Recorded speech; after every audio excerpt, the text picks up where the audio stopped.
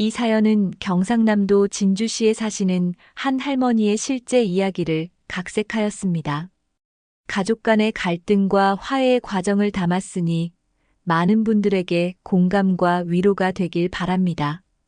노을이 물드는 저녁, 정원의 작은 텃밭에서 마지막 고추를 따고 있던 김순자 할머니의 귀에 현관문 열리는 소리가 들렸습니다. 손주 민준이가 오는 날입니다. 순자 할머니는 서둘러 앞치마를 털고 집 안으로 들어갔습니다. 며느리 영희와 손주 민준이가 신발을 벗고 있었습니다. 왔어? 민준아, 할머니가 내가 좋아하는 호박전 부쳐놨다. 순자 할머니는 반가운 마음에 손주에게 다가갔지만 민준이는 할머니를 슬쩍 보더니 작은 목소리로 안녕하세요라고 건성으로 인사한 뒤 곧장 거실 소파로 향했습니다. 소파에 앉자마자 주머니에서 꺼낸 스마트폰에 시선을 고정했죠. 영희야, 식사 준비 다 됐으니 손이나 씻고 앉아. 민준이도 손 씻으라고 해. 영희는 고개를 끄덕이며 부엌으로 향했지만 민준에게는 아무 말도 하지 않았습니다. 순자 할머니는 한숨을 삼키며 민준이 앉은 소파 옆으로 다가갔습니다. 민준아, 학교는 잘 다니니? 성적은 어떻고? 민준이는 눈을 들지도 않고 네. 라고 짧게 대답했습니다. 화면 속 게임에 완전히 빠져 있는 모습이었습니다. 그 휴대폰 좀 내려놓고 할머니랑 이야기 좀 하자. 한 달 만에 보는데 할머니 얼굴도 안 보고 그게 뭐 하는 짓이니? 순자 할머니의 목소리에 약간의 원망이 섞였습니다. 하지만 민준이는 짜증 섞인 표정으로 나중에요. 라며 손가락으로 화면을 더 빠르게 두드릴 뿐이었죠. 영희가 부엌에서 나와 상황을 보았지만 아무 말도 하지 않고 그릇만 정리했습니다. 순자 할머니는 며느리를 향해 의미심장한 눈길을 보냈지만 영희는 모른 척했습니다. 하나뿐인 내 손주인데. 순자 할머니는 속으로 중얼거렸습니다. 민준이가 어릴 때는 달랐습니다. 할머니 집에 오면 반갑게 뛰어와 안기곤 했는데 언제부터인가 점점 멀어졌습니다. 중학생이 되더니 더욱 심해졌죠. 할머니는 그런 변화가 자연스러운 성장 과정이라고 스스로를 위로했지만 마음 한구석이 쓰라렸습니다. 밥 먹자. 민준아, 그만하고 밥 먹으러 와. 영희가 마침내 아들을 불렀습니다. 민준이는 조금만 더요라며 게임을 계속했습니다. 순자 할머니는 눈살을 찌푸렸습니다. 영희야, 애가 저렇게 핸드폰만 붙들고 있으면 어쩌니? 좀 혼내야 하는 거 아니야? 영희는 마지못해 민준아, 일단 밥부터 먹자라고 말했지만 별다른 강요는 하지 않았습니다. 순자 할머니는 답답한 마음이 들었습니다. 요즘 아이들은 다 그렇다지만 자신의 손주가 이렇게 예의 없이 자라는 것을 보는 것은 가슴 아픈 일이었습니다. 식탁에 앉은 민준이는 여전히 한 손에는 핸드폰을 쥔 채였습니다. 순자 할머니는 정성껏 준비한 음식들을 하나씩 민준이 앞에 놓아주었습니다. 민준아, 할머니가 내가 좋아하는 소갈비찜도 해놨다. 많이 먹어라. 민준이는 겨우 고개를 들어 음식을 보더니 다시 핸드폰으로 시선을 돌렸습니다. 영희는 아들의 밥그릇에 반찬을 얹어주기만 할 뿐 핸드폰을 치우라는 말은 하지 않았습니다. 학교에서 친구들과는 잘 지내니? 선생님 말씀은 잘 듣고? 순자 할머니의 질문에 민준이는 네. 라고 짧게 답할 뿐이었습니다. 대화는 그렇게 겨우 이어졌습니다. 할머니의 질문, 민준이의 짧은 대답, 그리고 가끔 영희가 끼어드는 형식적인 말들. 순자 할머니의 가슴 속에는 불만이 쌓여갔지만 겉으로는 웃음을 잃지 않으려 했습니다. 하나뿐인 손주인데 너무 심한 말을 하면 아이 마음에 상처가 될 테니까. 그렇게 첫 번째 저녁 식사가 끝났습니다. 순자 할머니의 마음속에는 작은 갈등의 씨앗이 뿌려졌고 그것은 앞으로 더 큰 문제로 자라날 준비를 하고 있었습니다. 다음 날 아침 순자 할머니는 평소보다 일찍 일어나 손주가 좋아하는 된장찌개와 갖은 반찬을 준비했습니다.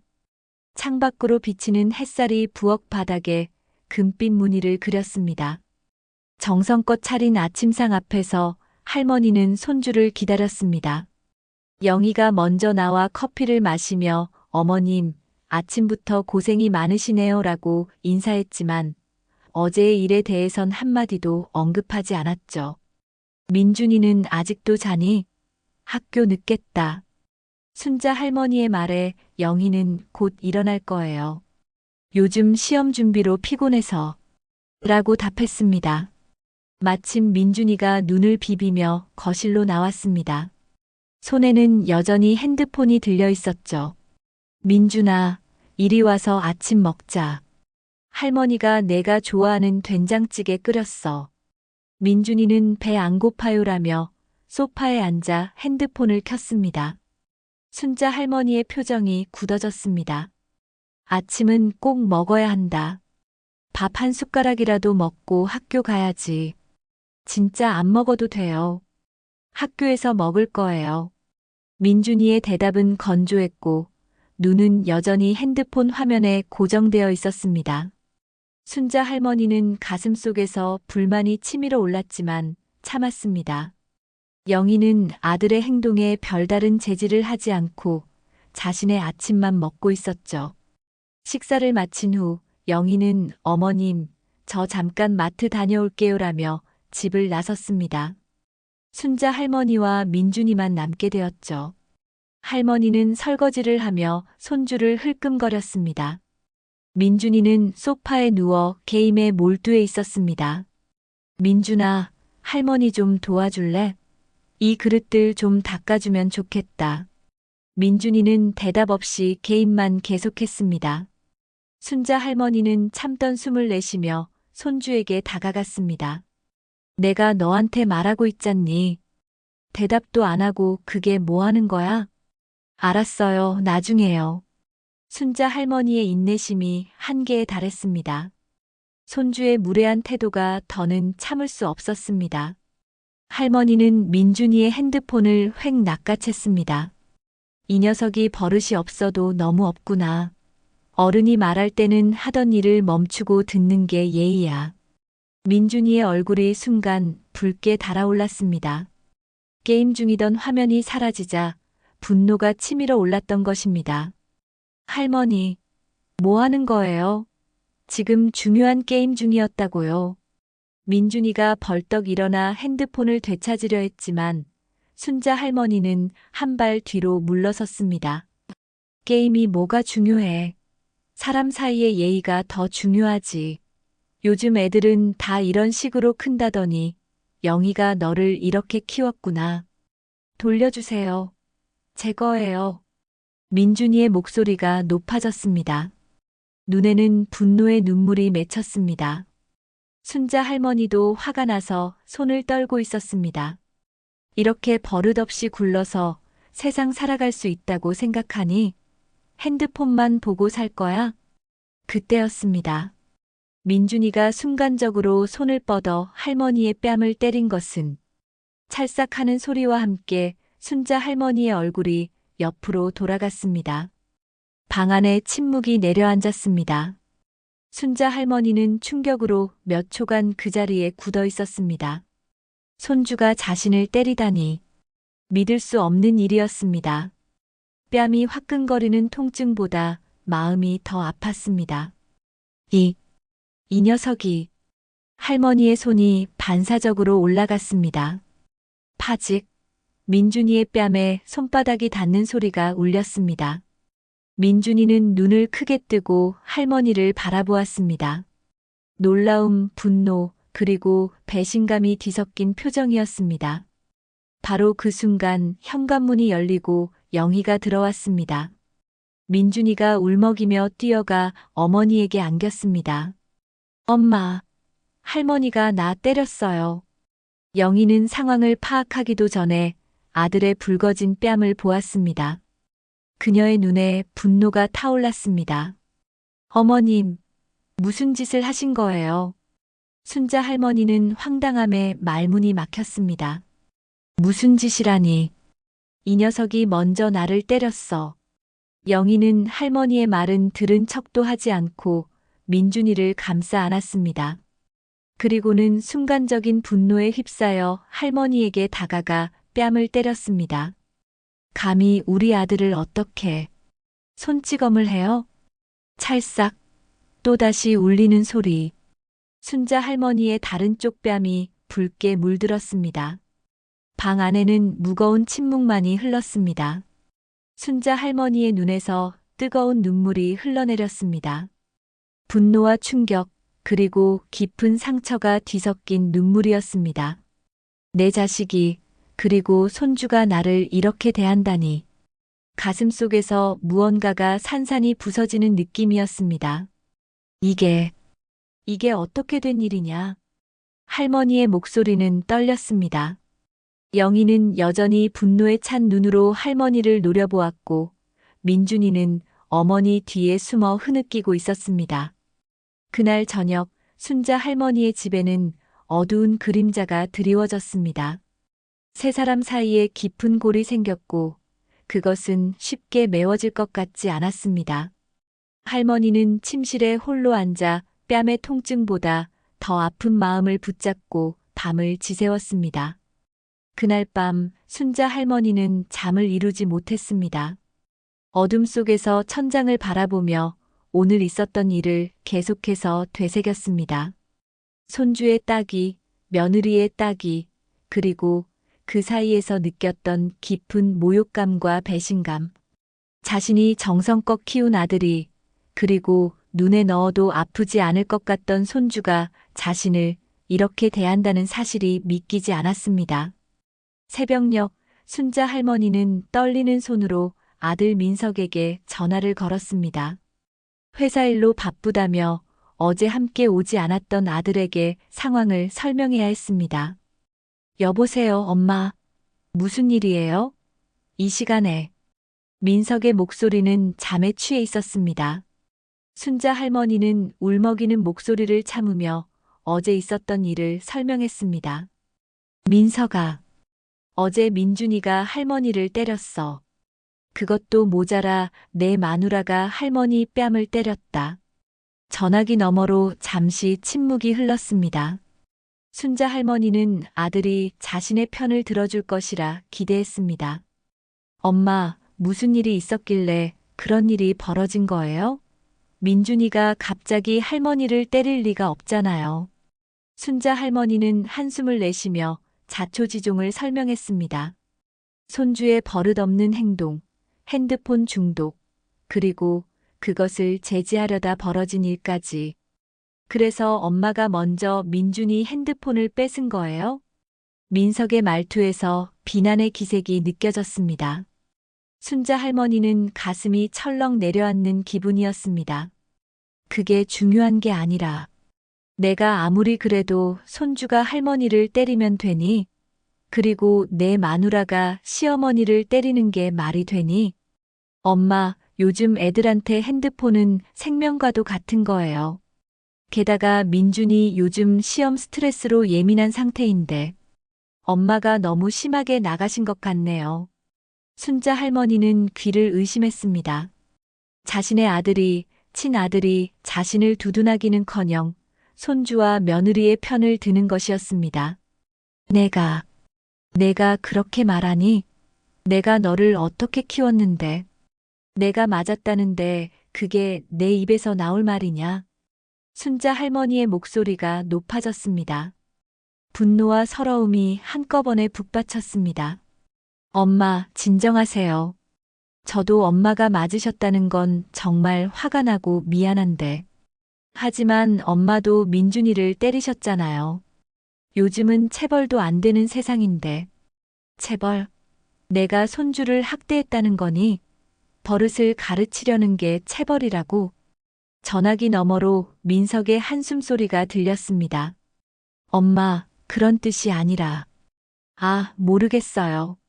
제가 오늘 퇴근하고 집에 들를게요. 그때 얘기해요. 통화가 끝나고 순자 할머니는 전화기를 내려놓은 채 한동안 멍하니 앉아 있었습니다.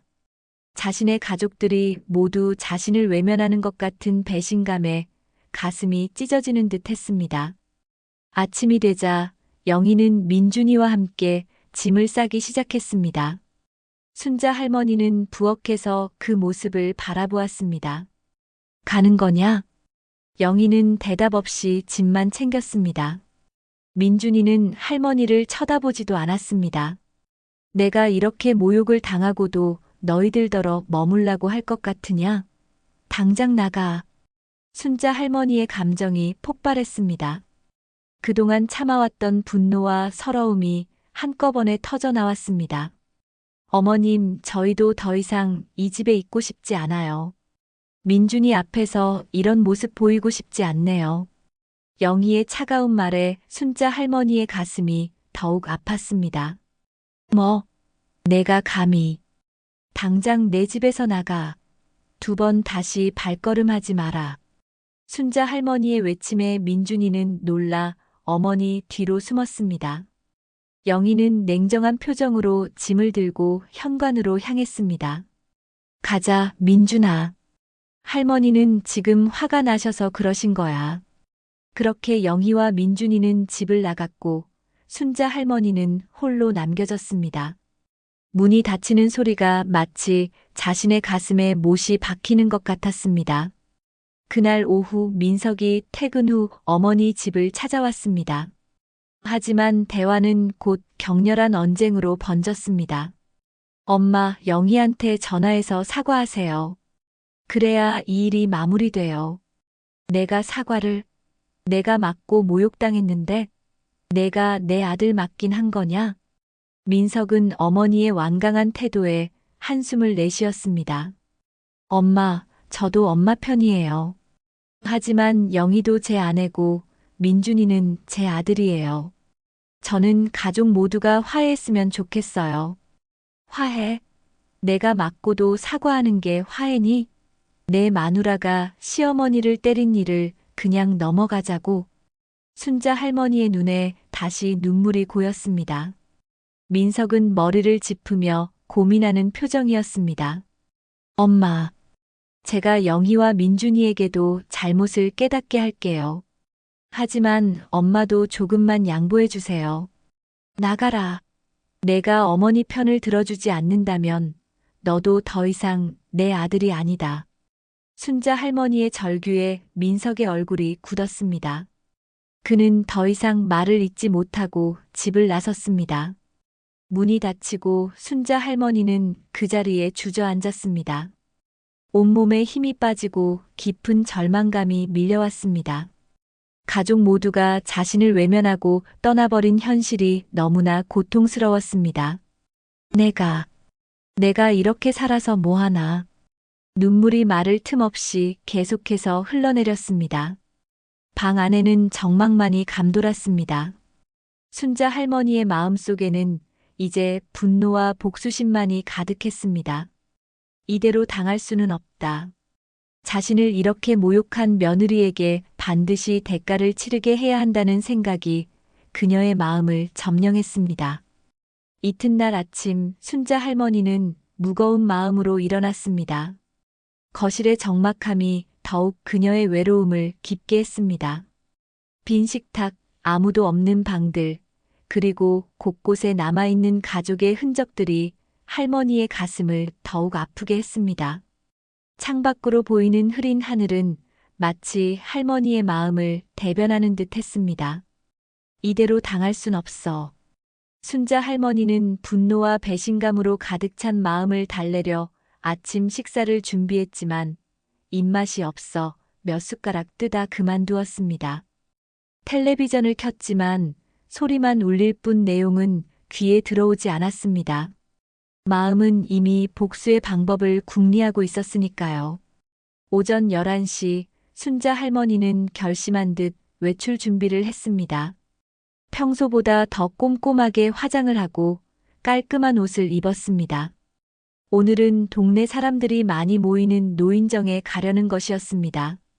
가방에는 영희와 민준이가 찍힌 사진 몇 장을 넣었습니다. 노인정에 도착하자 여러 동네 할머니들이 반갑게 맞아주었습니다. 순자 씨, 오랜만이네. 요즘 손주 때문에 바빠서 못 나오는 줄 알았어. 김 할머니의 말에 순자 할머니는 쓴웃음을 지었습니다. 손주요? 말도 마세요. 요즘 애들은 할머니가 뭔지도 모르는 것 같아요.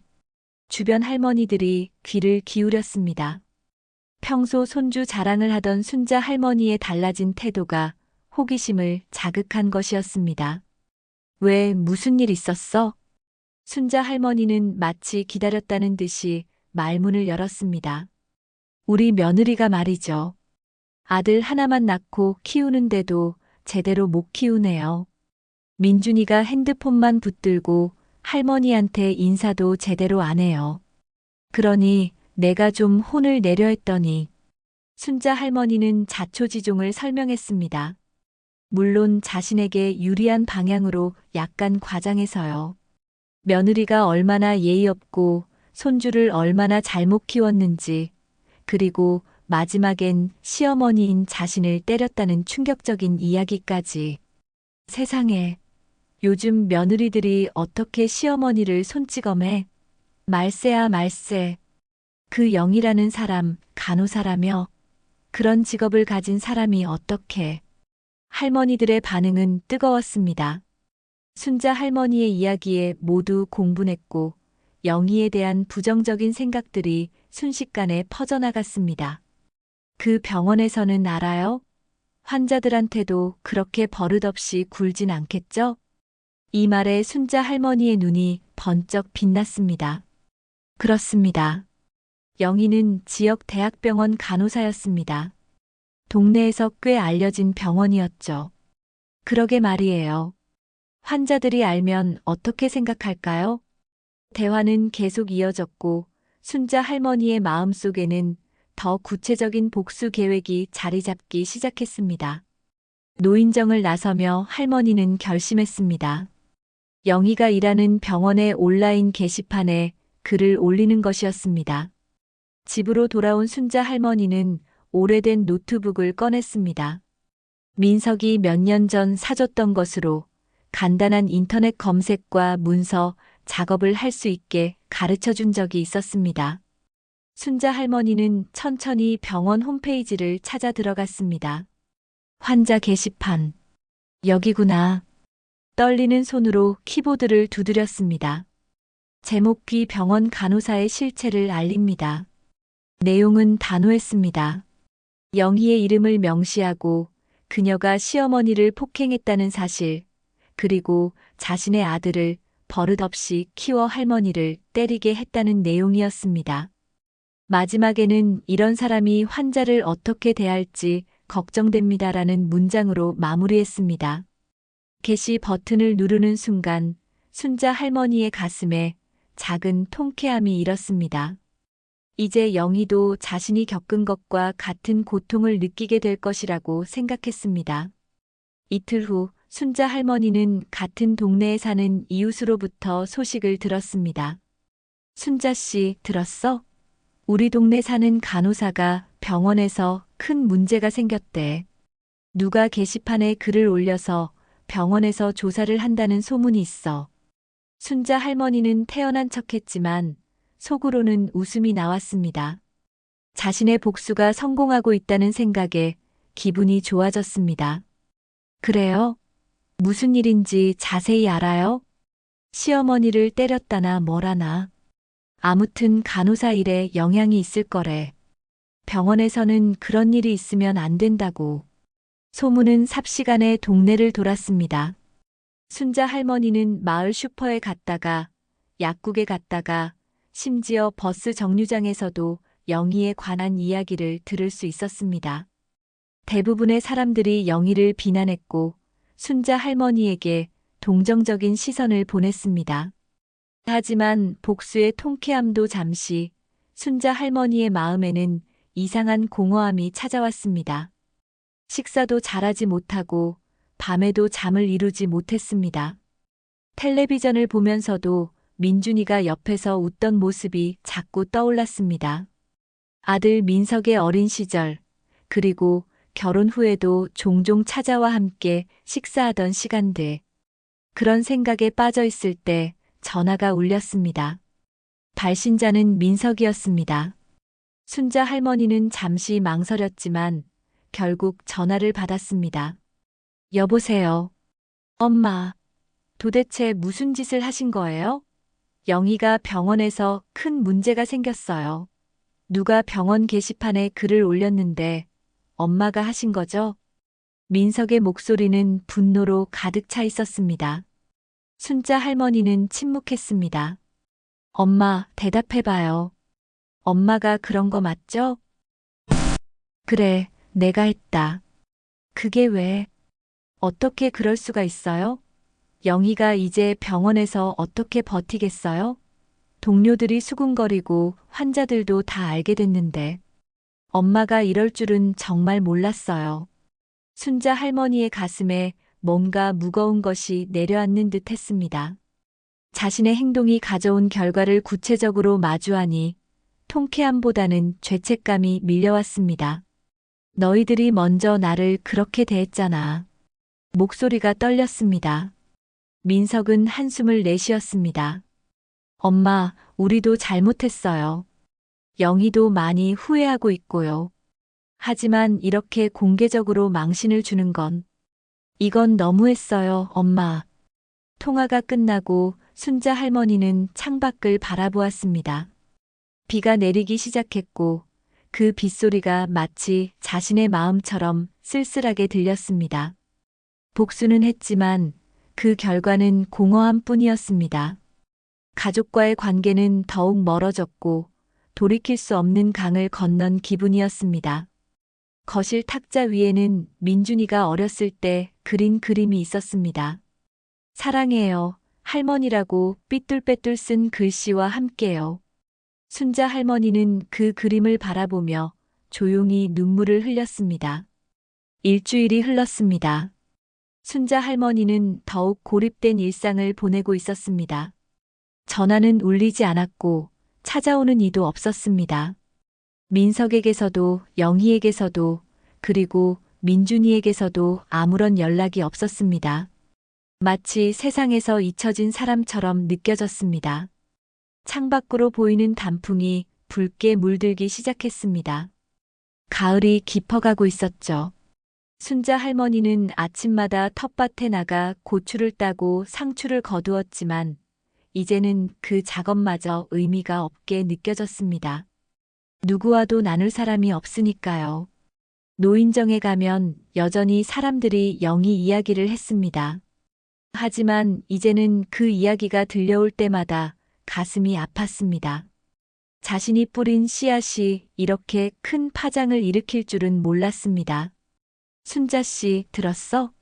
그 간호사가 결국 병원에서 문제가 커져서 부서 이동을 당했대. 이웃박 할머니의 말에 순자 할머니는 마음이 무거워졌습니다. 자신의 행동이 영희의 직장 생활에 실제로 영향을 미쳤다는 사실이 이제야 실감났습니다. 그래요? 그러게 말이야. 애 엄마가 직장에서 그런 소문이 나면 아이한테도 안 좋잖아. 그 손주도 학교에서 엄마 이야기 듣게 되면 얼마나 속상하겠어. 박 할머니의 말은 순자 할머니의 가슴을 찔렀습니다. 민준이, 자신이 그토록 사랑했던 손주가 학교에서 친구들에게 놀림을 받을지도 모른다는 생각을 하니 갑자기 숨이 막혔습니다. 집으로 돌아오는 길, 순자 할머니는 우연히 동네 마트 앞에서 영희를 보았습니다. 멀리서 봐도 영희의 모습이 많이 달라져 있음을 알 수 있었습니다. 어깨가 축 처진 채 무거운 발걸음으로 걸어가는 모습이 예전에 당당했던 영희와는 달랐습니다. 얼굴은 창백했고 눈 밑에는 그늘이 드리워져 있었습니다.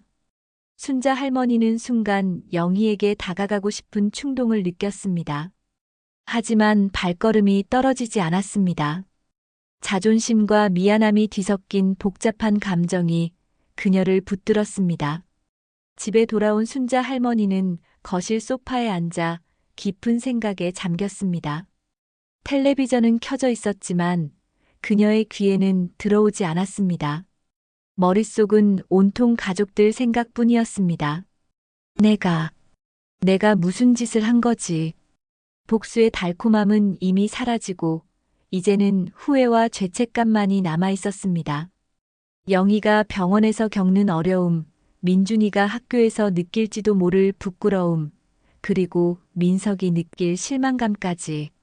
순자 할머니는 자신의 행동이 가져온 파장을 이제야 제대로 실감했습니다. 저녁이 되자 순자 할머니는 평소보다 일찍 잠자리에 들었습니다. 하지만 잠은 오지 않았습니다. 누워서 천장만 바라보다가 문득 옆방에 있는 오래된 앨범이 생각났습니다. 불을 켜고 앨범을 꺼냈습니다. 첫 페이지를 넘기자 민석이 태어났을 때의 사진이 나왔습니다. 갓난아기였던 민석을 안고 환하게 웃고 있는 젊은 시절의 자신. 그 다음 페이지에는 민석의 성장 과정이 담겨 있었습니다. 첫 걸음마, 유치원 입학식, 초등학교 운동회. 그리고 페이지를 더 넘기자 민석의 결혼식 사진이 나왔습니다. 영희와 함께 찍은 사진 속에서 민석은 그 어느 때보다도 행복해 보였습니다. 순자 할머니는 사진 속 영희를 오랫동안 바라보았습니다. 처음에는 썩 마음에 들지 않았지만 시간이 지나면서 영희도 가족의 일원으로 받아들였던 기억이 떠올랐습니다. 마지막 페이지에는 민준이의 사진들이 있었습니다. 태어났을 때부터 최근까지의 모습이 시간 순서대로 정리되어 있었습니다. 특히 눈에 띄는 것은 민준이가 5살 때 할머니 집에서 찍은 사진이었습니다. 순자 할머니와 민준이가 함께 텃밭에서 고추를 따는 모습이 담겨 있었습니다. 두 사람 모두 환하게 웃고 있었죠. 그때는 그렇게 좋았는데. 순자 할머니의 눈에서 눈물이 흘러내렸습니다. 사진을 넘기다 보니 민준이가 자라면서 점점 할머니와의 사진이 줄어들고 있음을 발견했습니다. 중학생이 되면서부터는 거의 없었습니다. 아마도 그때부터 서로 멀어지기 시작했던 것 같았습니다. 앨범을 덮고 순자 할머니는 깊은 한숨을 내쉬었습니다. 자신의 행동을 돌아보니 민준이의 변화를 이해하려 하기보다는 자신의 방식만을 고집했던 것 같았습니다. 요즘 아이들에게 핸드폰이 얼마나 중요한지, 민준이가 어떤 스트레스를 받고 있을지 생각해 보지 않았습니다. 그리고 영희, 아들의 아내이자 손주의 어머니인 그녀를 이해하려는 노력도 부족했습니다. 영희 역시 직장과 가정 사이에서 많은 스트레스를 받고 있었을 텐데 그걸 헤아리지 못했습니다. 내가 먼저 손을 내밀어야 하는데. 하지만 자존심이 그녀를 붙들었습니다. 어떻게 자신이 맞고도 먼저 사과를 한단 말인가. 하지만 이대로 가족과 단절된 채 살아가는 것도 견딜 수 없었습니다. 다음 날 아침 순자 할머니는 결심했습니다. 병원 게시판에 올린 글을 삭제하기로 한 것입니다. 적어도 영희에게 더 이상의 피해는 주지 말아야겠다고 생각했습니다. 노트북을 켜고 병원 홈페이지에 접속했습니다. 하지만 자신이 올린 글은 이미 사라져 있었습니다. 아마도 병원 측에서 삭제한 것 같았습니다. 그래도 댓글들은 여전히 남아 있었고 영희를 비난하는 내용이 대부분이었습니다. 순자 할머니는 심호흡을 하고 새로운 글을 작성하기 시작했습니다. 제목 이전 게시글에 대한 사과문. 내용에는 자신이 감정에 휘둘려 사실을 과장했다는 것, 영희가 실제로는 좋은 간호사이자 어머니라는 것, 그리고 가족 간의 갈등을 공개적으로 드러낸 것에 대해 후회한다는 내용을 담았습니다. 게시 버튼을 누르는 순간 순자 할머니의 마음이 조금은 가벼워지는 것 같았습니다.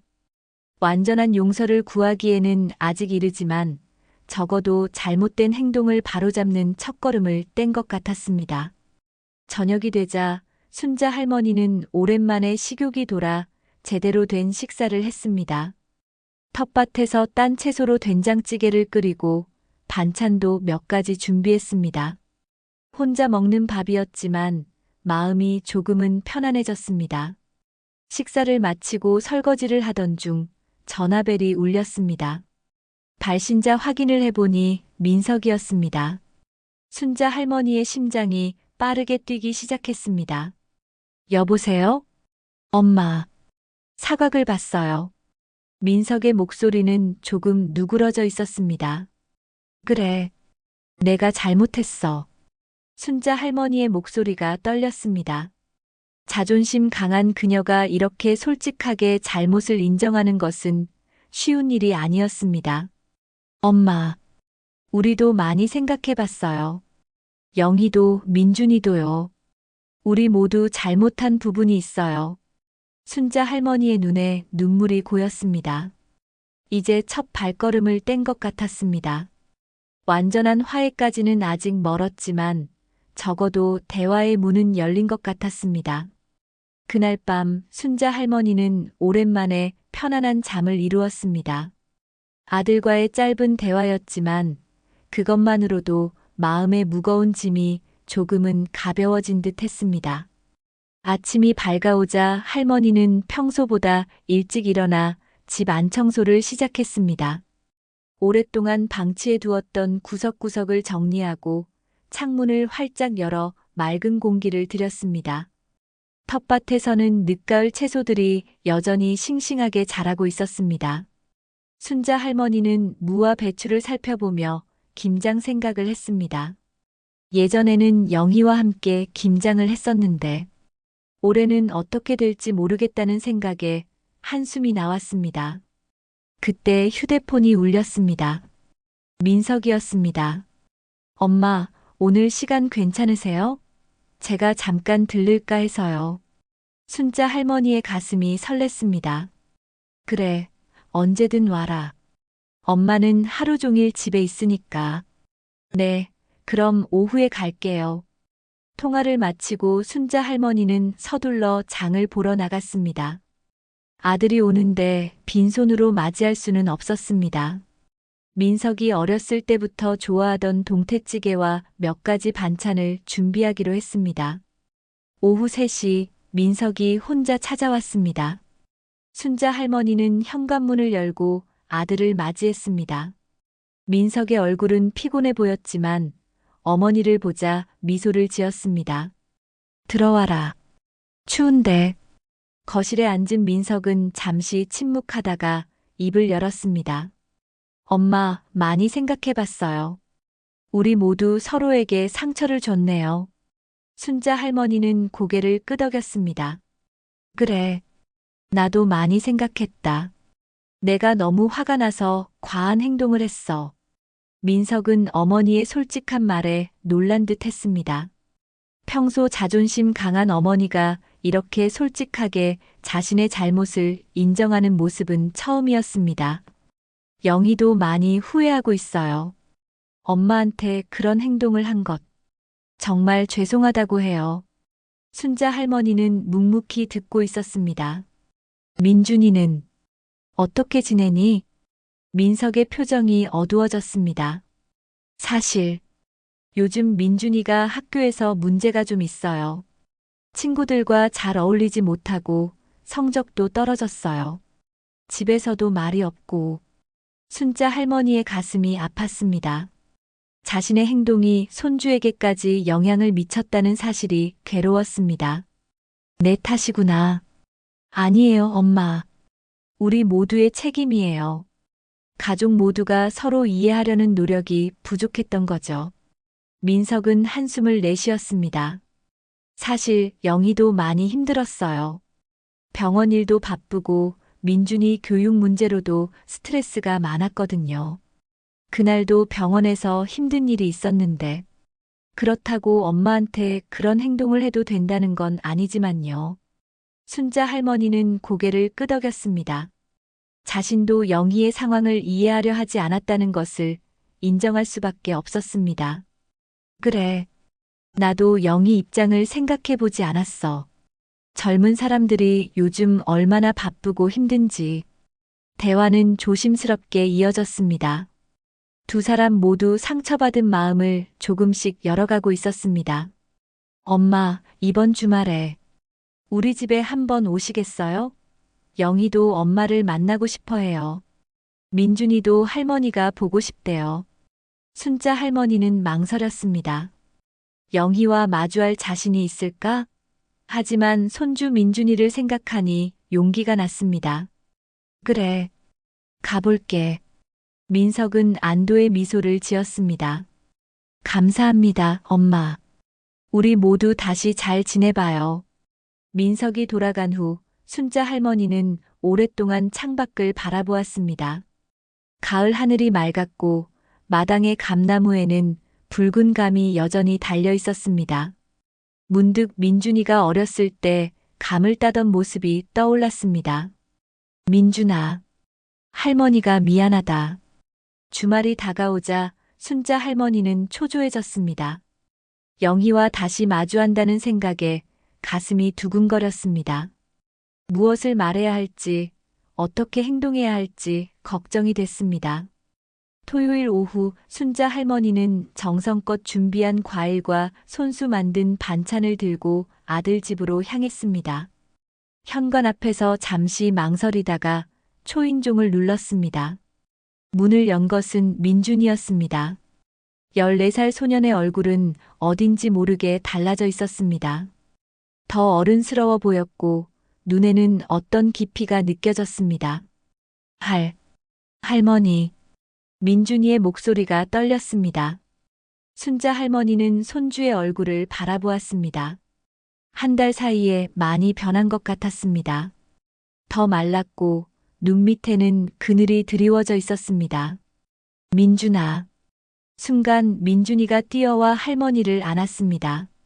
예상치 못한 행동에 순자 할머니는 잠시 놀랐지만 이내 손주를 꼭 안아주었습니다. 할머니, 미안해요. 민준이의 어깨가 흔들렸습니다. 울고 있었습니다. 순자 할머니의 눈에도 눈물이 고였습니다. 아니다. 할머니가 미안하다. 우리 민준이. 그렇게 서로를 안고 있는데 안쪽에서 영희가 나왔습니다. 영희의 얼굴은 긴장으로 굳어 있었습니다. 순자 할머니와 눈이 마주쳤을 때 두 사람 모두 말을 잇지 못했습니다. 어머님. 영희의 목소리가 떨렸습니다. 순자 할머니는 깊게 숨을 들이마시고 말했습니다. 영희야. 내가 너무 심했다. 미안하다. 영희의 눈에 눈물이 고였습니다. 그녀도 이 순간을 얼마나 기다렸을까요? 영희는 조심스럽게 다가와 순자 할머니의 손을 잡았습니다. 아니에요, 어머님. 제가 더 잘못했어요. 어떻게 시어머님을 그렇게. 말을 잇지 못하고 영희는 눈물을 흘렸습니다. 순자 할머니도 참았던 눈물을 터뜨렸습니다. 서로의 손을 잡은 채 두 여인은 그동안의 상처와 후회를 눈물로 씻어내고 있었습니다. 민석이 나와 그 모습을 보았습니다. 그의 눈에도 눈물이 맺혔습니다. 들어오세요, 엄마. 오늘은 우리 모두 진심으로 대화해봐요. 거실에 모인 네 사람은 처음에는 어색함 속에서 조심스럽게 대화를 시작했습니다. 하지만 시간이 지날수록 서로의 마음을 열고 그동안의 오해와 상처를 풀어나갔습니다. 영희는 병원에서의 힘든 일과 민준이의 교육 문제로 스트레스가 많았다고 고백했습니다. 민준이는 학교에서의 어려움과 친구들과의 관계로 힘들었다고 말했습니다. 민석은 직장과 가정 사이에서 균형을 찾지 못했던 자신의 부족함을 인정했습니다. 그리고 순자 할머니는 세대 차이를 이해하지 못하고 자신의 방식만을 고집했던 것을 인정했습니다. 우리 다 함께 노력해봐요. 서로를 이해하고 존중하면서. 민석의 말에 모두가 고개를 끄덕였습니다. 완전한 화해까지는 아직 시간이 필요했지만 적어도 다시 시작할 수 있는 출발점에 서 있었습니다. 저녁 식사 시간, 네 사람은 함께 식탁에 앉았습니다. 영희가 정성껏 준비한 음식들이 놓여 있었고 순자 할머니가 가져온 반찬들도 더해졌습니다. 민준아, 할머니가 가져온 동그랑땡 먹어봐. 내가 어렸을 때 제일 좋아했던 거잖아. 민준이는 조심스럽게 동그랑땡을 집어 먹었습니다. 그리고 환하게 웃었습니다. 맛있어요, 할머니. 역시 할머니가 만든 게 최고예요. 그 말 한마디에 순자 할머니의 마음은 녹아내렸습니다. 민준이의 웃는 모습은 오랫동안 보지 못했던 소중한 선물 같았습니다. 밤이 깊어갈수록 가족들의 대화는 더욱 자연스러워졌습니다. 예전의 추억들을 나누고 서로의 생각을 솔직하게 이야기했습니다. 완전히 모든 상처가 치유된 것은 아니었지만 적어도 치유의 과정은 시작되었습니다. 그날 밤 아들 집에서 나오며 순자 할머니는 깊은 안도감을 느꼈습니다. 별이 빛나는 하늘을 바라보며 작은 미소를 지었습니다. 아직 늦지 않았구나. 다음 날 아침 순자 할머니는 오랜만에 상쾌한 기분으로 눈을 떴습니다. 창밖으로 들어오는 햇살이 더 밝고 따스하게 느껴졌습니다.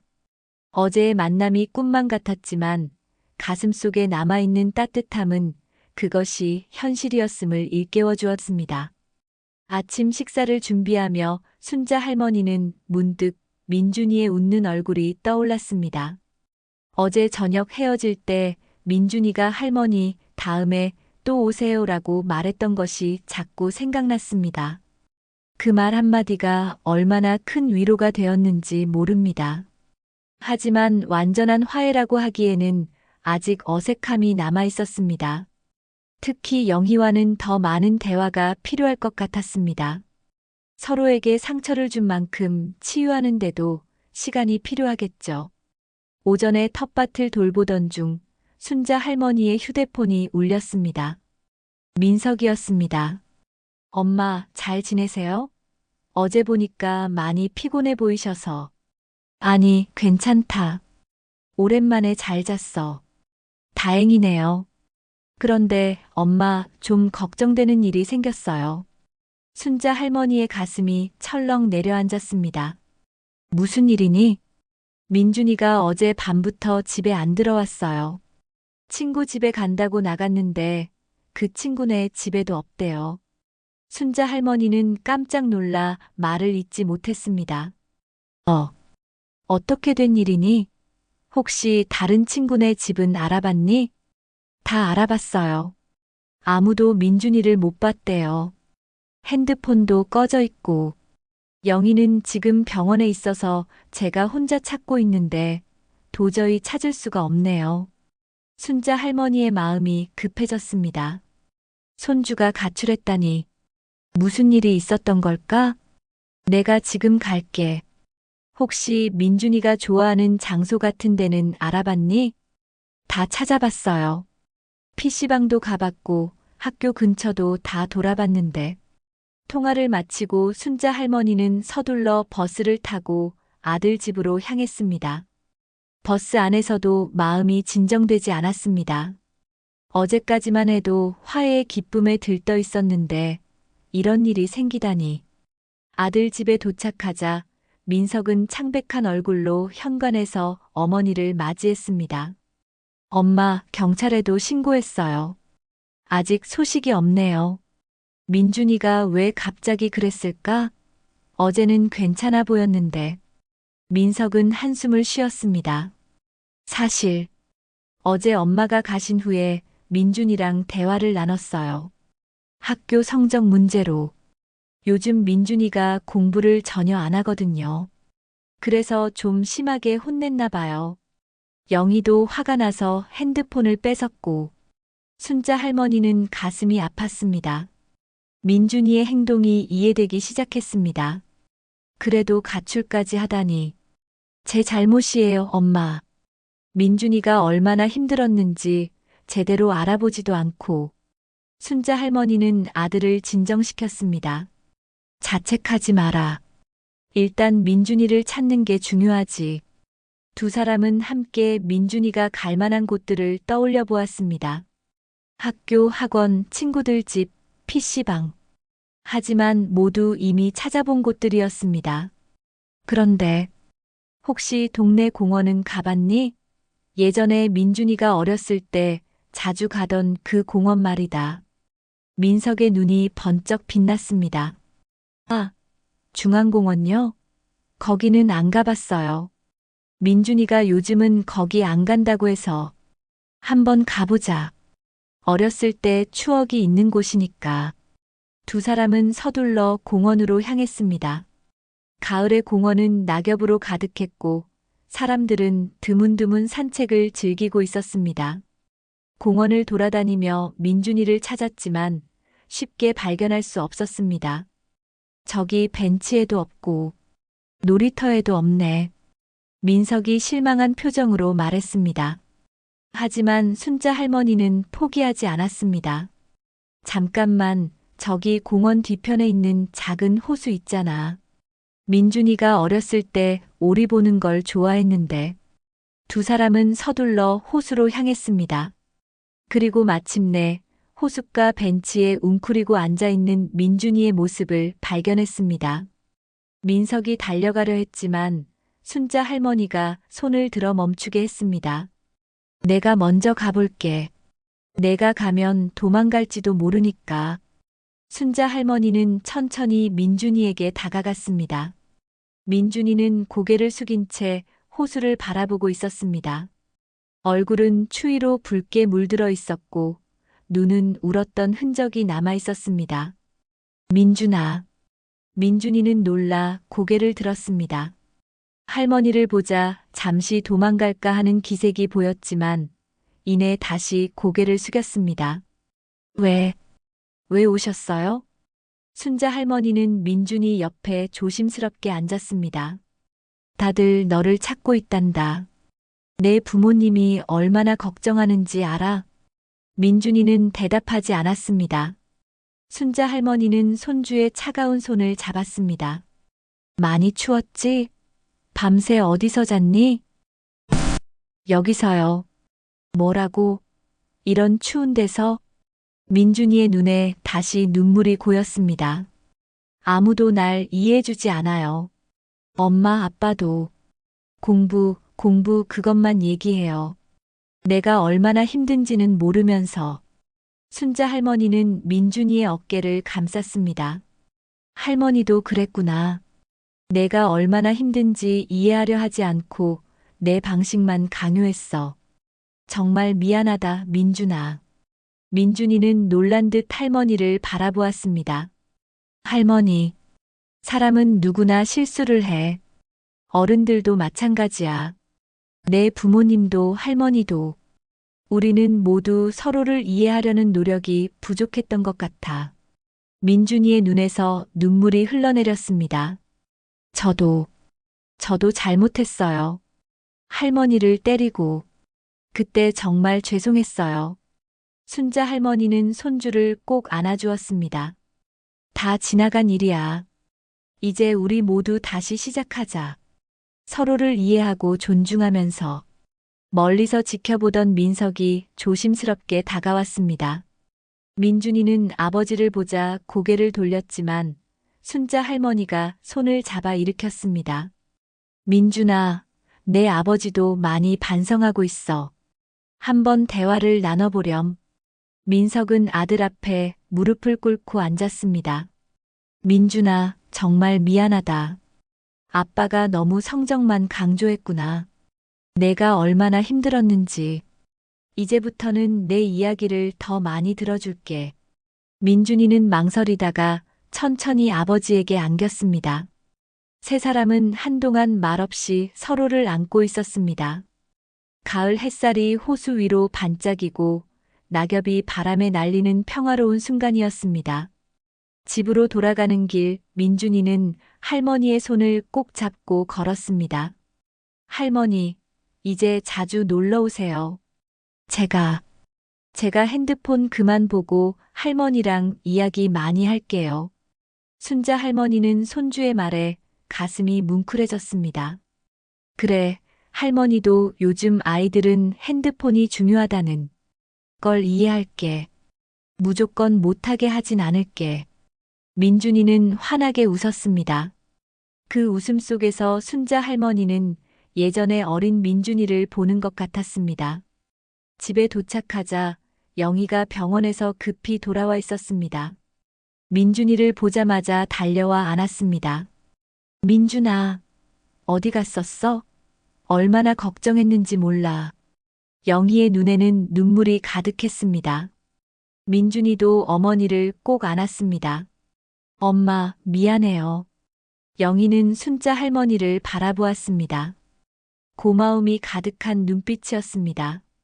어머님, 정말 감사합니다. 순자 할머니는 고개를 저었습니다.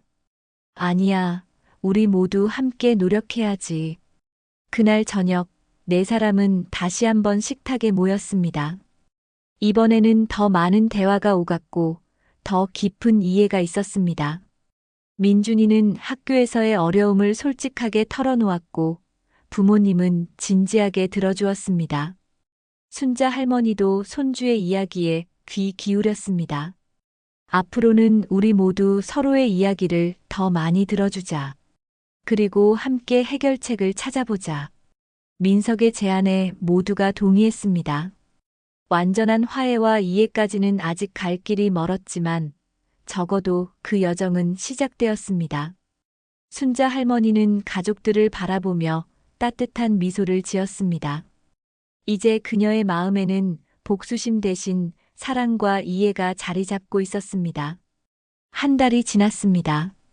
늦가을의 마지막 단풍이 떨어지고 첫 서리가 내리기 시작한 11월의 어느 토요일이었습니다. 순자 할머니의 집 마당에는 분주한 움직임이 있었습니다. 민석, 영희, 그리고 민준이가 함께 김장을 돕기 위해 모였습니다. 여보, 이 배추 좀 들어서 저쪽으로 옮겨줘요.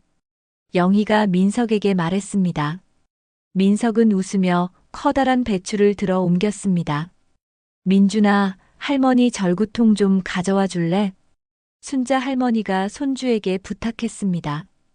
민준이는 네, 하고 대답하며 창고로 달려갔습니다. 한 달 전과는 완전히 다른 모습이었습니다.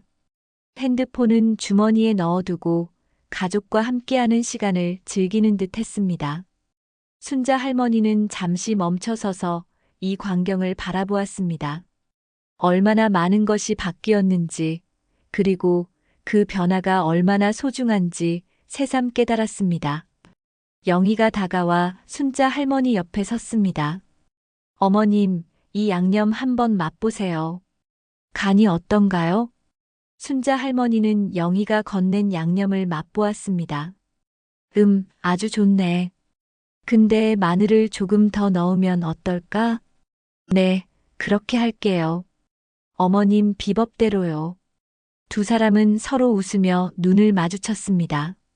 한 달 전의 불편함은 이제 많이 사라졌습니다.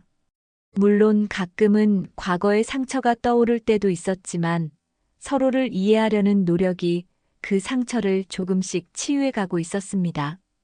민준이가 절구통을 들고 돌아왔습니다. 할머니, 이거 여기 놓을까요? 그래, 고맙다. 우리 민준이 많이 컸네. 민준이는 쑥스러운 듯 웃었습니다. 요즘 그는 주말마다 할머니 집에 와서 텃밭일도 돕고 할머니와 함께 시간을 보내곤 했습니다. 핸드폰을 보는 시간도 줄었고 할머니의 이야기에 귀 기울이는 법을 배우고 있었습니다. 할머니, 제가 고추 좀 빻을게요. 그래, 조심해서 해라. 절구 다루기가 쉽지 않단다. 민준이는 열심히 고추를 빻기 시작했습니다. 순자 할머니는 옆에서 손주를 지켜보며 미소 지었습니다. 한 달 전의 일이 마치 악몽처럼 느껴졌습니다. 점심시간이 되자 네 사람은 할머니가 준비한 된장찌개와 반찬을 먹기 위해 식탁에 둘러앉았습니다. 민준아, 학교는 어떠니? 요즘 친구들이랑 잘 지내니? 순자 할머니가 물었습니다. 민준이는 수저를 들며 대답했습니다. 네, 요즘 좀 나아졌어요. 성적도 조금 올랐고 친구들이랑도 잘 지내요. 다행이구나. 무슨 일 있으면 언제든 할머니한테 이야기해. 할머니가 다 들어줄게. 민준이는 고개를 끄덕였습니다. 할머니, 이번 주에 저희 학교에서 가족 프로젝트를 하는데 할머니도 같이 해주실래요? 순자 할머니는 놀란 눈으로 손주를 바라보았습니다. 나도 어떤 프로젝트인데? 우리 가족의 역사라는 주제로 발표를 해야 해요. 할머니가 예전에 어떻게 살았는지 그때 이야기를 들려주시면 좋겠어요. 순자 할머니의 눈시울이 붉어졌습니다. 손주가 자신의 이야기에 관심을 가진다는 것이 얼마나 감동적인 일인지 몰랐습니다. 그래, 할머니가 많은 이야기를 들려줄게. 할머니가 어렸을 때는 말이다. 식사를 마친 후 다시 김장이 시작되었습니다. 오후 내내 네 사람은 함께 일하며 웃고 대화했습니다.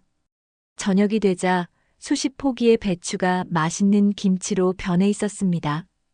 이제 다 됐네. 여러분 정말 수고 많았어요. 순자 할머니가 말했습니다. 모두가 피곤했지만 만족스러운 표정이었습니다. 어머님, 우리가 김치 좀 가져가도 될까요? 영희가 조심스럽게 물었습니다. 당연하지. 다 같이 담근 김치인데. 절반은 너희가 가져가. 영희는 기뻐하며 고개를 끄덕였습니다. 고맙습니다, 어머님. 어머님 김치가 제일 맛있어요. 해가 저물고 민석 가족이 돌아갈 준비를 하고 있을 때였습니다. 민준이가 할머니에게 다가와 조용히 말했습니다. 할머니, 제가 그때 할머니 뺨을 때린 것 정말 죄송해요. 그때 많이 생각 없었어요. 순자 할머니는 손주의 머리를 쓰다듬었습니다. 괜찮아, 민준아. 할머니도 너무 심했어. 우리 이제 그런 일은 없을 거야. 민준이는 할머니를 꼭 안았습니다. 할머니, 사랑해요. 순자 할머니의 눈에서 눈물이 흘러내렸습니다. 얼마나 오랫동안 기다려온 말인지 모릅니다. 나도 우리 민준이를 사랑한다. 민석 가족이 떠난 후 순자 할머니는 조용한 집 안을 바라보았습니다. 한 달 전만 해도 이런 날이 올 거라고는 상상도 못했습니다. 가족과의 갈등, 복수심에 사로잡힌 자신, 그리고 깊은 후회와 화해의 과정. 모든 것이 꿈만 같았습니다. 순자 할머니는 창가에 앉아 어두워진 하늘을 바라보았습니다.